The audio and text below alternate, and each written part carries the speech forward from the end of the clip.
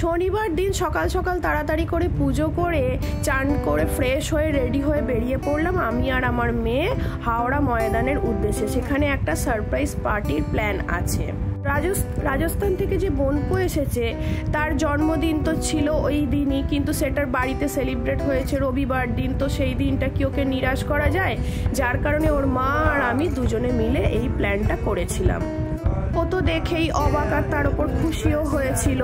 আর ওদের ওখানে barbecue nation থাকলেও এত রকম পদ বিশেষ করে ননভেজ আইটেম থাকে না, কিন্তু ও তো স্বাভাবিক ননভেজ খাবেই বাঙালি যেহেতু। তার সাথে আবার এই বার্থডের একটা কেক কাটিংও হয়েছিল। বার্থডের কেক কাটিং যে হবে ও তো পুরোপুরি অবাক। তার উপর তো আবার রাত্রিবেলা একটা কেটেইছে 12টা নাগাদ, তার সাথে আবার কেক সবাইকে খাওয়াতে হচ্ছে। ওর তো ভয় লাগেই, তোমাদের আগের ভিডিওতেই বলেছি যাতে না কেউ ওকে কামড়ে দেয়, এটা ওর খুব ভয় লাগে। তো বেশ মজা তো করেইছে, ওকে বলেছি পেট পুড়ে খেয়ে নে, তুই আবার রাজস্থান গেলে আবার ননভেজের এই সব আইটেম এত রকম পাবি না। তো খেয়ে একটু ছবি চাপা তোলাও হলো, কেক পেরে সব নানানভাবে। তারপর নিচে নেমে আসছি, ওকে তো কিছু গিফট দেওয়া হয়নি, শুধু কি খাওয়ালে হবে।